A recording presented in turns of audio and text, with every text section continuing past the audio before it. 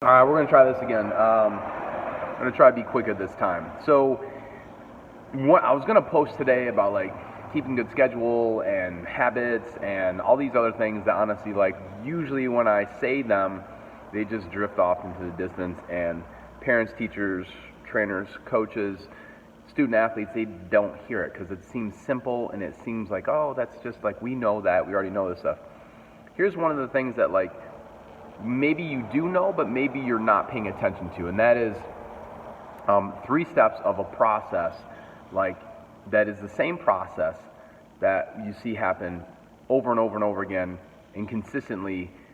That is where greatness comes from, and that is like becoming aware of a situation, preparing for that situation or the opportunity, and then daring in that situation to go out and put yourself out there, and then understanding too.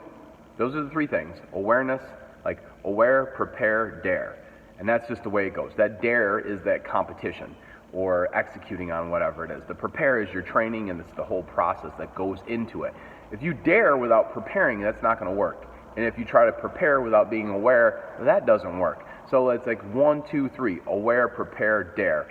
Now the pieces, after you're done with daring, whether you executed completely and it was perfect, or it wasn't perfect and you failed, or you succeeded but it wasn't perfect still, getting awareness from that situation and then moving forward, and then it goes again, aware, prepare, dare.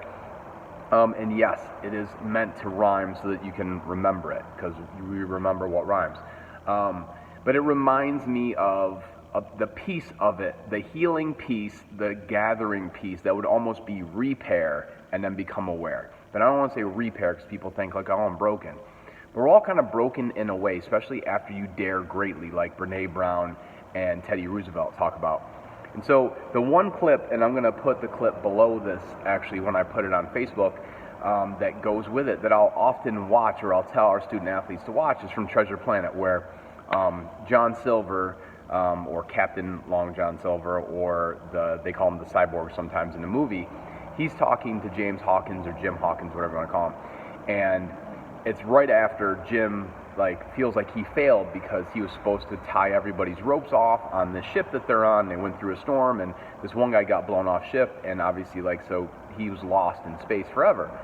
But it wasn't his fault, but he doesn't know that. Jim doesn't know that this character, Scroop, sabotaged the whole thing so that Jim would get in trouble and they would get this guy out of the way.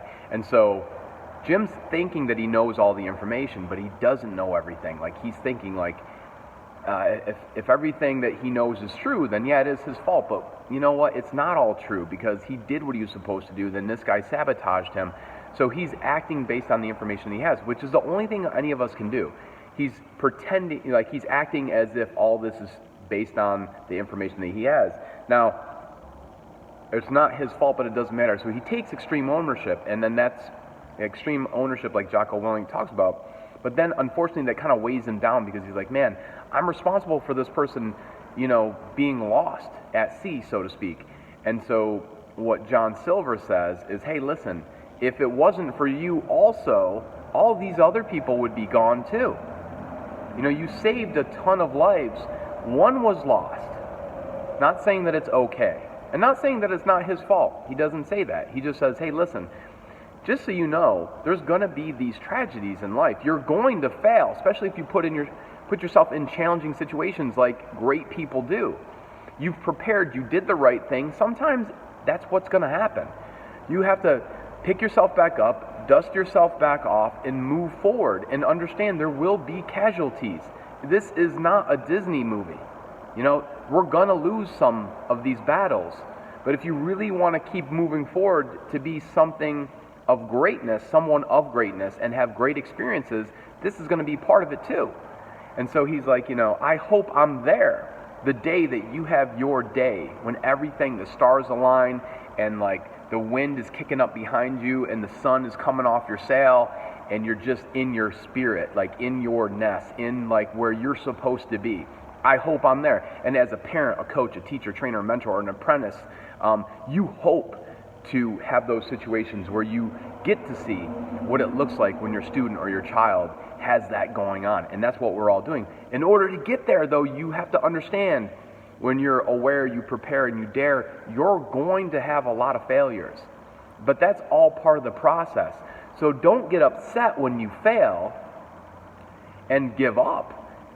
You can get upset, that's fine. That's just being honest with yourself. But then have an awareness of what you did well and what you could do better, and then prepare better, and then dare more greatly than you did the last time. But understand those three things have to be in there, and understand you need to forgive yourself of your failures or of your mistakes along the way, because you're going to consistently improve and improve and improve, and it will get better, but it's also going to get worse at the same time, because as you get better, those situations are going to be tougher, they're going to be harder, and you're going to have bigger failures. So you need to be able to, dust yourself off from these smaller ones, because they prepare you for the greater ones. And also they prepare you for the greater victories too.